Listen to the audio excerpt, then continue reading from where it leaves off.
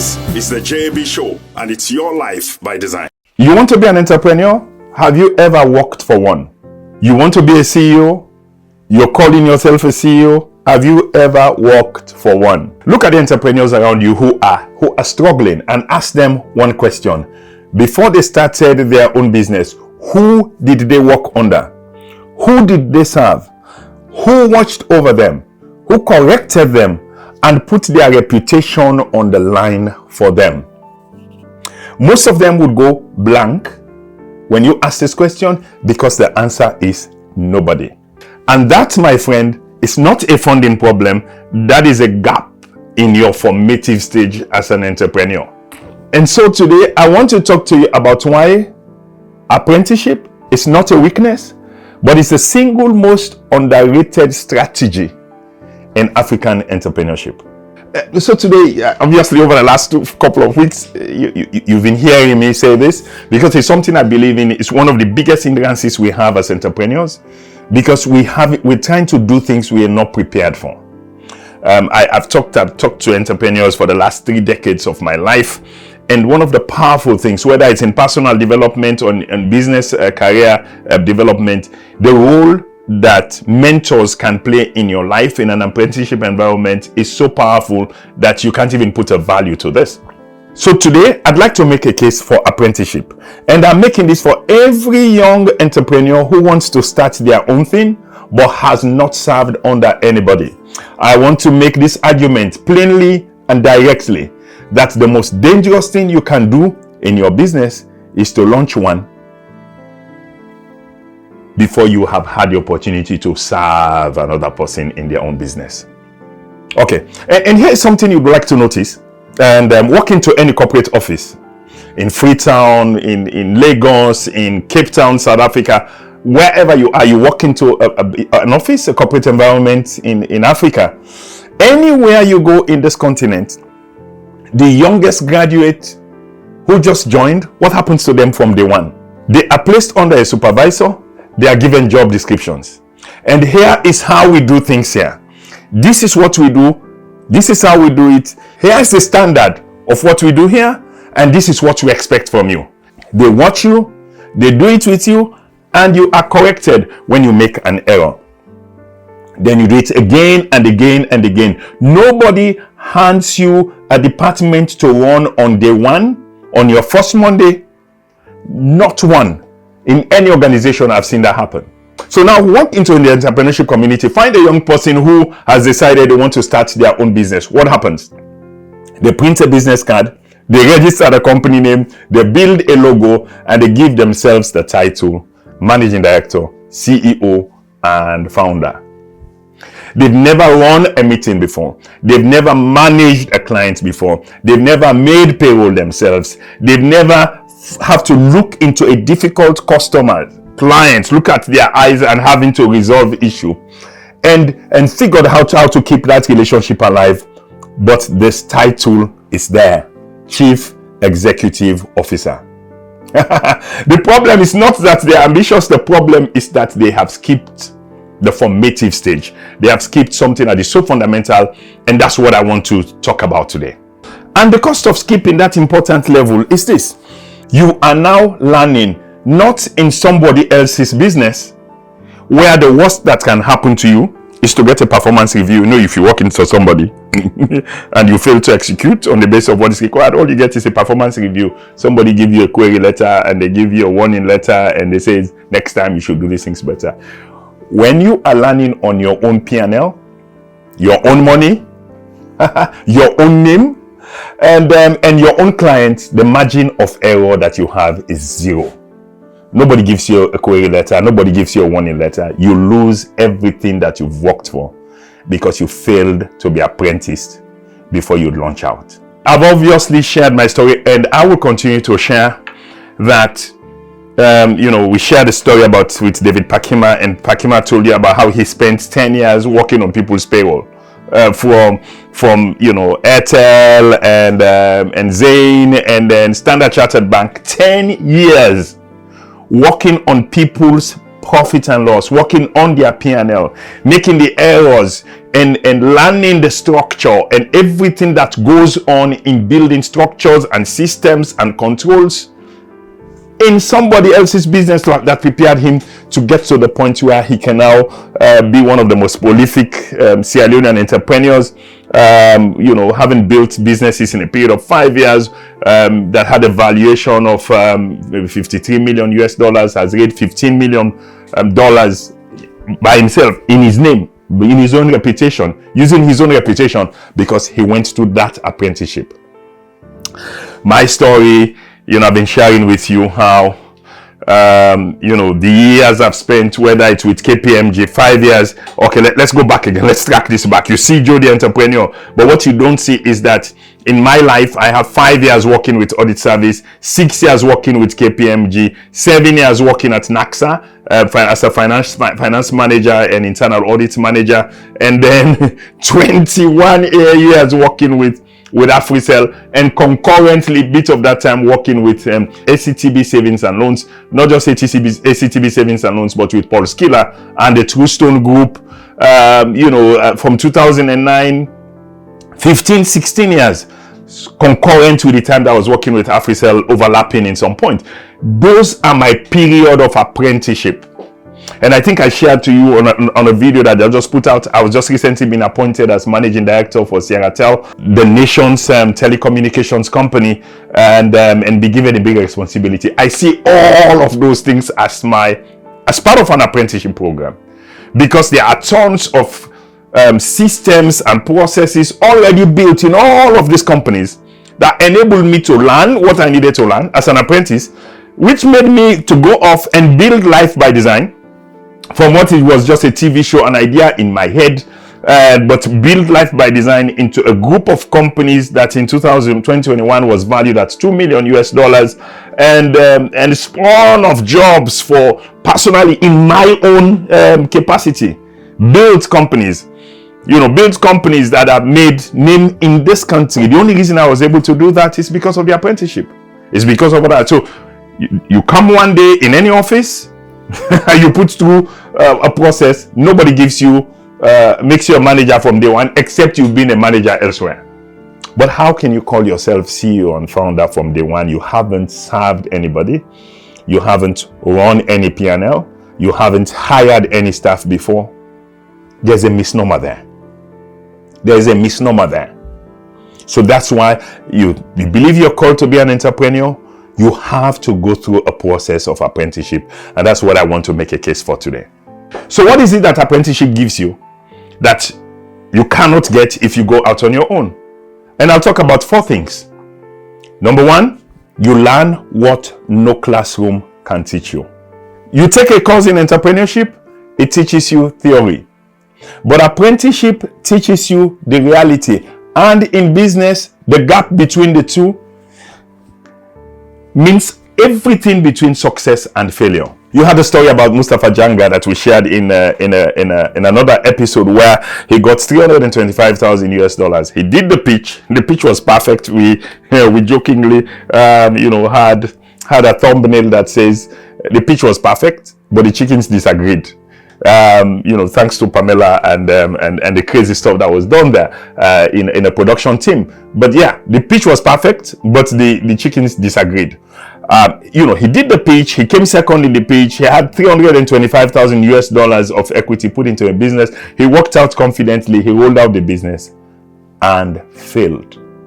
And Mustafa went a lot to share what he could have done differently that he didn't know that an apprenticeship process would have actually taught him how to do. He lost 325,000 US dollars because he's trying to build a poultry business, not having worked under any poultry business in the past by himself. His business failed. So again, if you emphasize the point, why you would think I know a lot about business, my level, obviously there's still lots more that I have to learn, but I could tell you one reason that you would think I know a lot about business. It's because of what I've learned in other people's business. It's not what I learned in university. It's not what I learned in school. It's what I've learned practically serving other people. And, there's this interesting scripture in the Bible which says, if you're not faithful with that which is another man's, who would give you yours? So it's in the practicing field of working in another person's business, taking ownership as if you own the business and learning how to do all of those things that prepares you better. No school can teach you this, but it's actually in the crucible of serving other people, working in their own business, that you get to learn this. Gain number 2. What's the second thing you get to benefit when you're doing apprenticeship? It is you compress time. You compress years into months. If you imagine what's normally happening, maybe 20-25 years, I have made tons and tons of mistakes. Imagine anybody who walks around me today and wants to implement a business, wants to run a business, wants to roll out a business. They are getting 25 years of my mistake, of my errors, of my experience, and everything I've learned in running and building businesses. That's what they get in 1 month. In 3 months of working, 25 years compressed. And so that's the benefit. That's a big benefit. So when anybody's talking to you, I was talking about one of the big bosses that I work with the other day, and somebody says, how is he calm under all of these circumstances? It's because he's seen those things before. I work with young entrepreneurs and I pull their ears and I tell them, mister, don't go that direction. It wouldn't work. That cannot work. This is the reason why that cannot work. I was jogging at the beach this morning. I jumped on a call with a young man, somebody I'm mentoring. So each time I have to now go back to say, no, this is not how you do this. This is how these negotiations are held. It's 25 years. What's happening with this young man? We've worked together for maybe 6 months, but what he's learned over those 6 months is invaluable in terms of how much years is compressed into that. Let me just make one point again as far as it comes to timing. Time is one resource you cannot get back. Time is very important. Time is money. You've had people say. What apprenticeship does, it allows you to borrow somebody else's invested time. The time I've invested in doing everything that I've learned, you are borrowing that. Once you come alongside me to work with me to build a business, you borrow that. Time is a resource that you cannot get back once it flitters away. You have a young man, again, has stories all over the place, who we're now mentoring in terms of how do you take up assignment and you're not paid full commercial value, but you can now negotiate in the fact knowing that they are helping me build my portfolio of proof and evidence of what I'm able to do. So I can take half of what people would have paid for this job, but I don't mind because it's helping me build my resume. It's helping me build my evidence. I'm working in a structured environment. It's a powerful thing. So having to just watch this young man, 22 years of age, and working with a 60-year-old, 59-year-old Joe, it's powerful. It shortens time for you. Gain number 3, you inherit a network, not just knowledge. How powerful can that be? You inherit a network. It's not just the knowledge. Somebody's working alongside me and we're building business together. And all the businesses that I built, whether I was with IDT Labs, Saltin walked into my office, 22-year-old, and every door I opened for him, that became part of his network. So it wasn't just the knowledge that he learned from me. And the young man I'm working with now, similar age to Saltin that joined, I'm already started plugging him into systems, into my networks, and made some major introductions for him.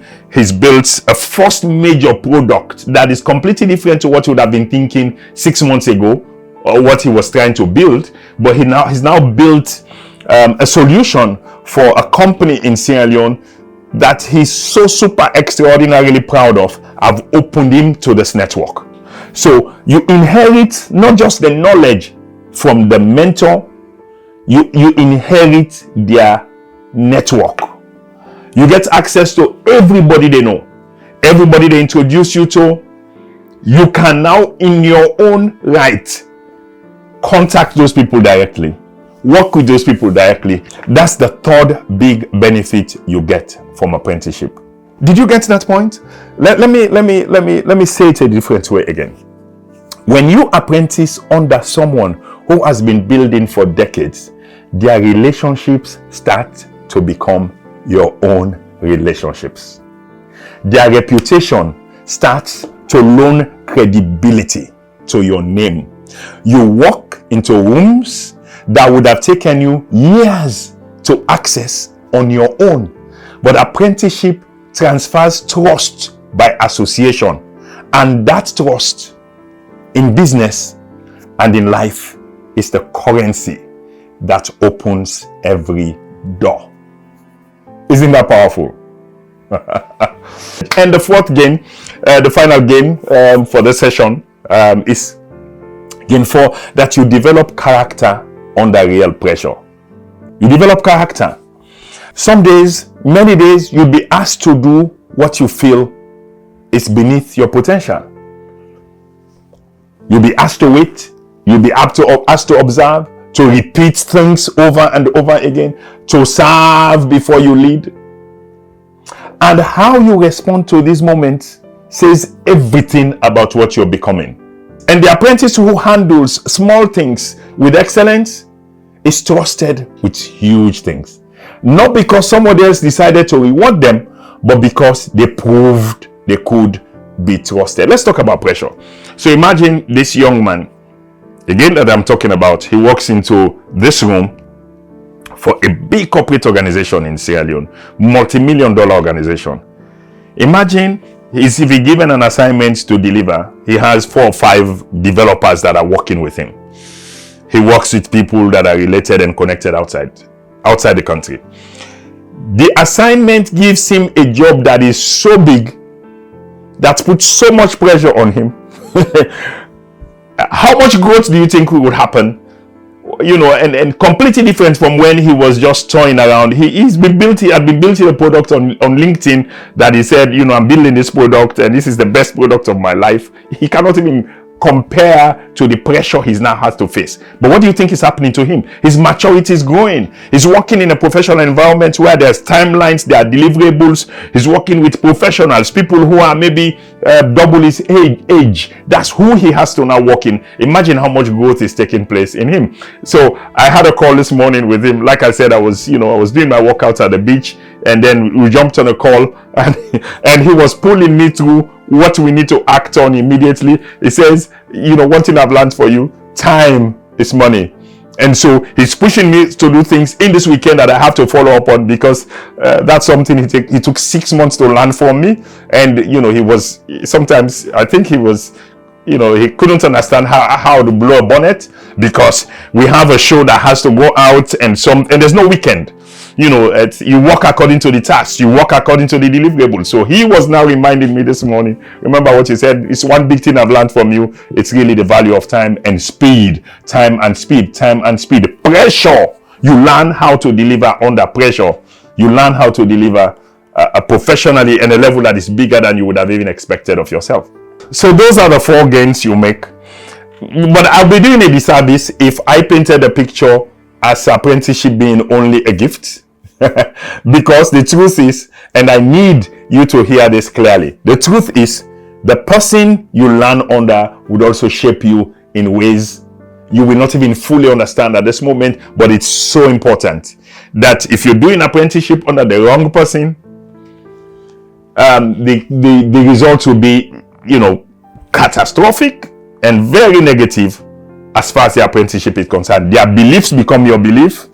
Their limits they've set for themselves in their mind becomes your own limit. And so before you choose who you're going to apprentice under, you have to find the right person.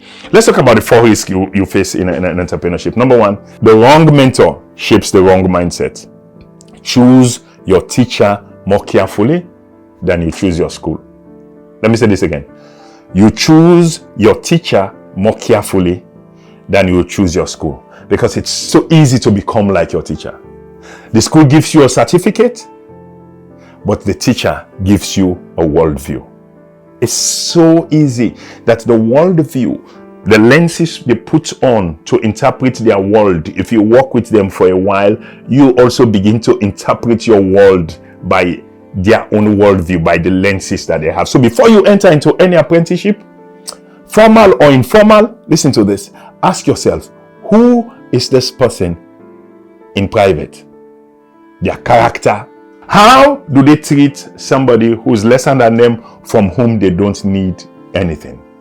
Those questions will tell you a lot more about this person in terms of their character that is important for you.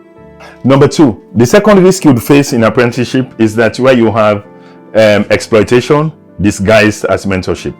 You run the risk of being exploited in a mentorship environment. There are people in positions of experience and authority who confuse teaching with using you.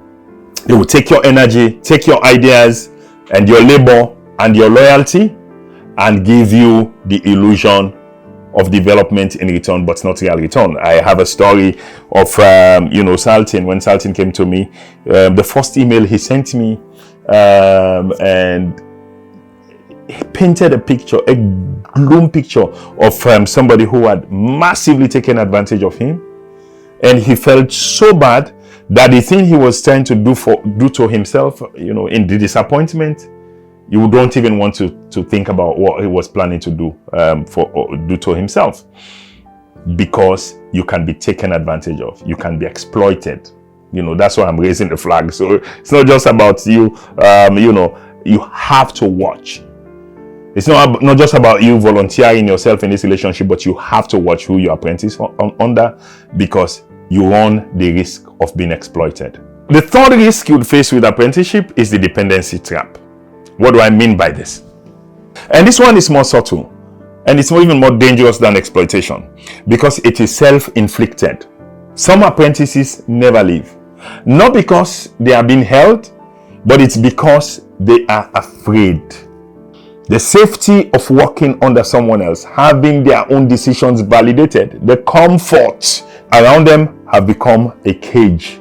You have to realize that apprenticeship is a bridge, not a destination to arrive at. If you are still on the bridge, apprenticeship is meant to be a bridge that carries you somewhere. If you are on this bridge 10 years later, you have to ask yourself, am I still learning, or am I hiding?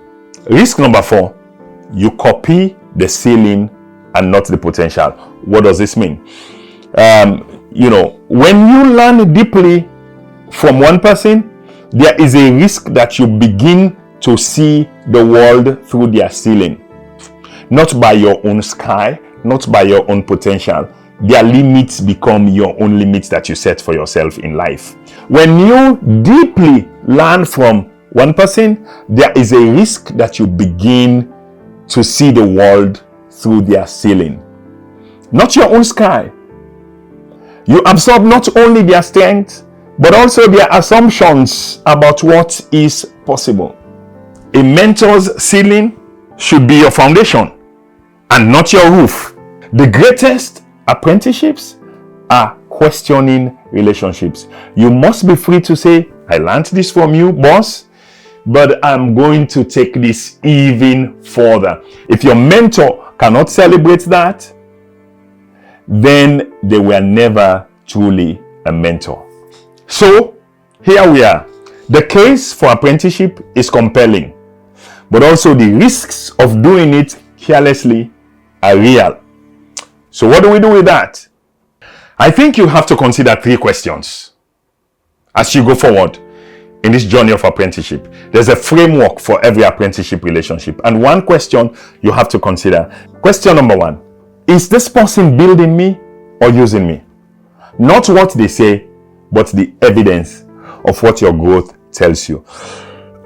Now, obviously, there's a caveat to that even in a situation where you could interpret that people are using you, as a benefit you get out of the relationship, because whatever you learn in their service, whatever you learn in the process of serving them, becomes a tool that you can now use and go forward to fight. But still, ask the question, are they using me, or are they building me?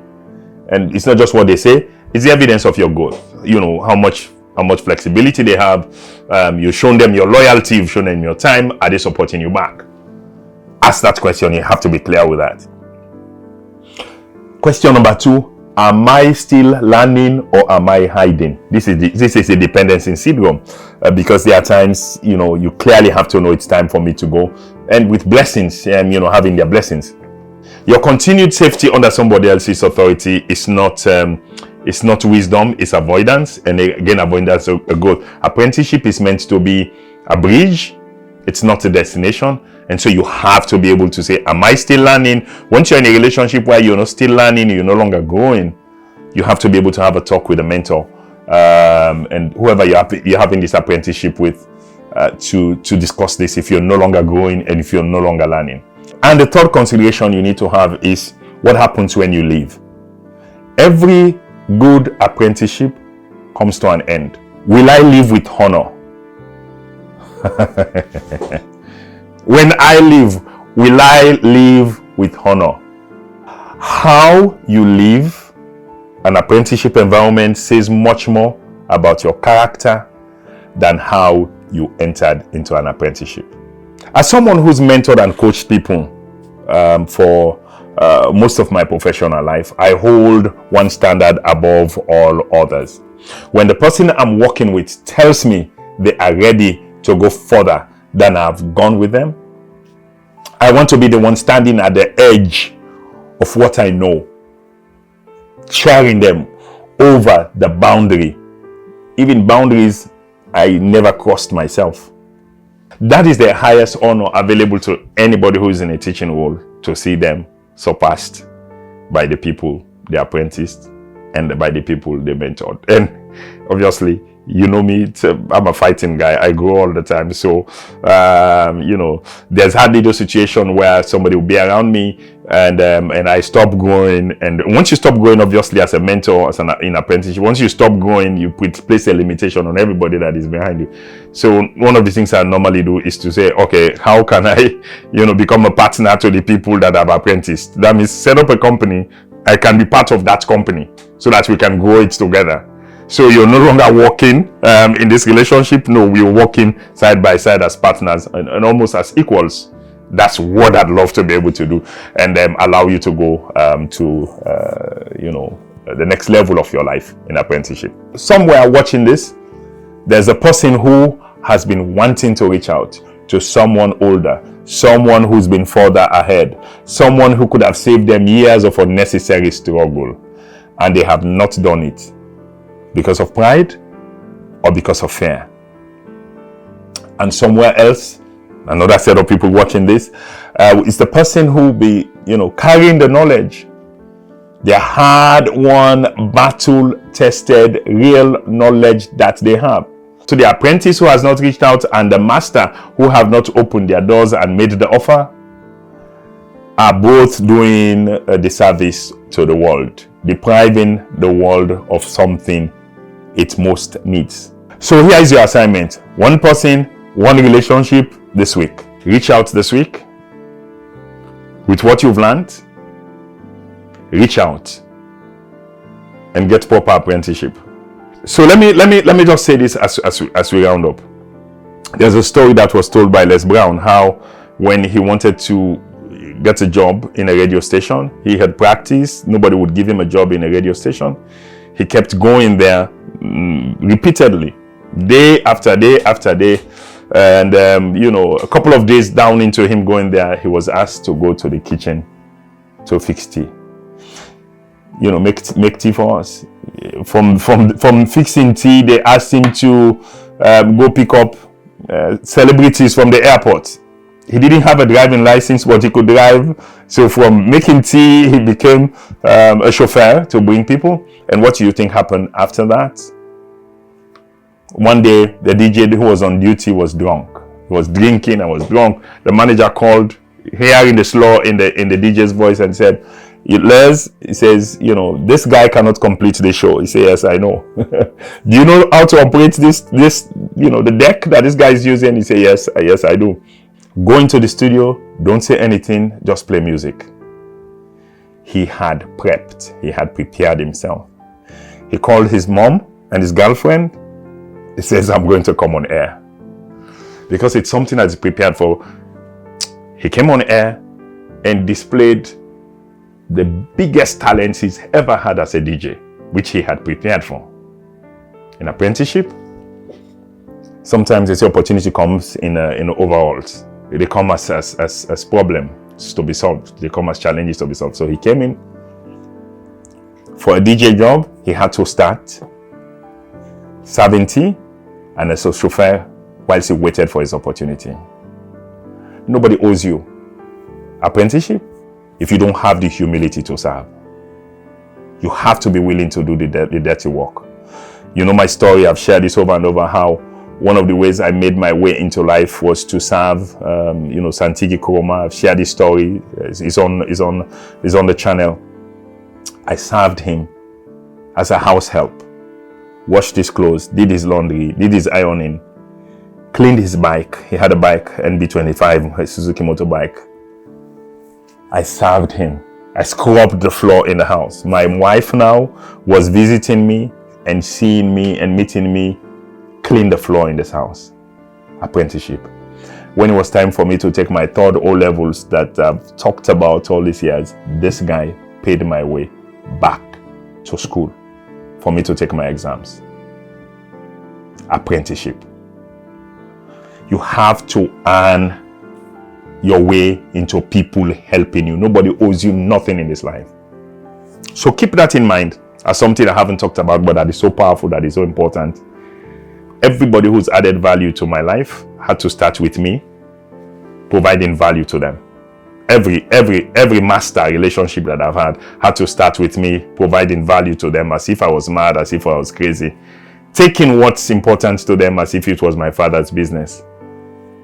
And when it was time to help me, they showed up. I'll close with this. The easiest way to get somebody to be interested in you is to be interested in something they're interested in. I'll repeat it again. The easiest way to get somebody to be interested in what you are doing is to become first interested in what they are doing. As you show your interest in what they're doing, they're going to be interested in what you're doing. I'll close with this story, A Call to Business and Life by Design. Paul Skiller recruited me to be the managing director for ACTB Savings and Loans. I held that company as if it was my father's business. He discovered I was doing some stuff on the television, Life by Design, and he said, okay, this is what you're doing by the side. This is your gift here. It's fine. Because you've held what I've given you in trust very seriously, I'm going to now take responsibility or be involved in helping you in what you're doing. In two separate investments of £10,000 and $100,000 is how my motivational show that I was doing for myself on TV, that I had no camera, no equipment for, I was able to build to what you. That's what preceded why I'm talking to you today. Apprenticeship. The easiest way to get somebody to be interested in what you're doing, you have to first be interested in what they are doing. So that's all we have for you today. On behalf of our sponsors, Africell, RC Bank, AfriMoney, Airtel, and Startup Body Shop, our sponsors, I'd like to say keep believing in yourself. Keep dreaming. This is a life you can shape. And this is a life you can design. God bless. This is the JB Show, and it's your life by design.